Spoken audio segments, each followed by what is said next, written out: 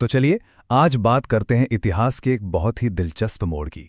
एक ऐसी कहानी जब दुनिया के सबसे बड़े साम्राज्यों में से एक एक दूर दराज के पहाड़ी मुल्क से जा टकराया। ये कहानी है दूसरे एंग्लो अफगान युद्ध की। तो सवाल यही है, आखिर ऐसा हुआ क्या? दुनिया का सबसे बड़ा एम्पायर ब्रिटेन अपनी पूरी ताकत के साथ अफगानिस्तान जैसे एक पहाड़ी मुल्क से क्यों भिड़ गया? इसका जवाब ना एक बहुत बड़े जियोपॉलिटिकल खेल में छिपा है।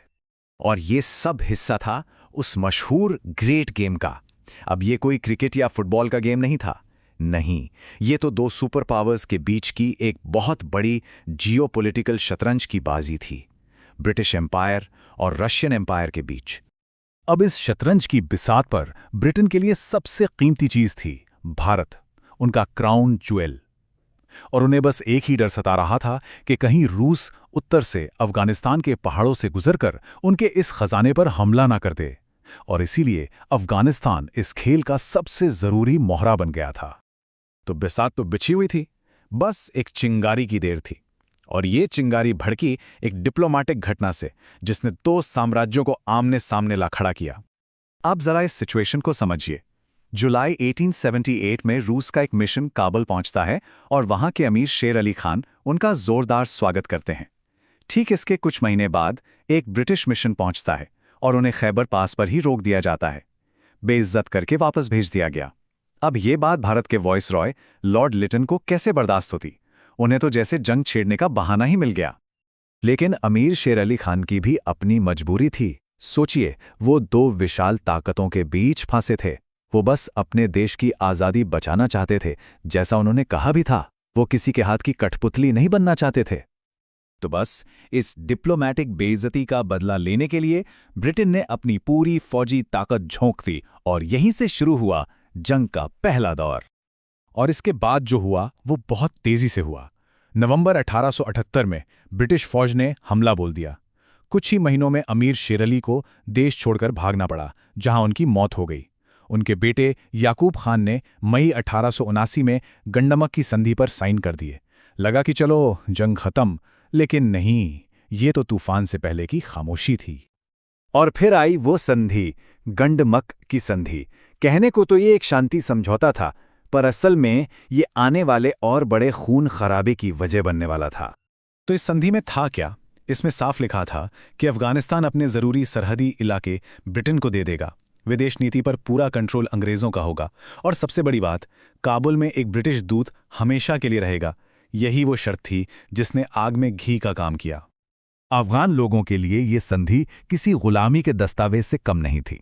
उन्हें लगा जैसे उनकी इज्जत, उनकी आज़ादी सब कुछ छीन लिया गया है, और उनके अंदर जो गुस्सा था वो बस फटने ही वाला था। और फिर वही हुआ जिसका सबको डर था। सितंबर 1879 में काबुल में बागी सैनिकों ने ब्रिटिश दूत सर पियरे कावागानारी और उनके पूरे स्टाफ को बेरहमी से मार डाला। शांति का जो छोटा सा धागा था वो भी टूट गया। ब्रिटेन का जवाब बहुत तेज और बेहद क्रूर था।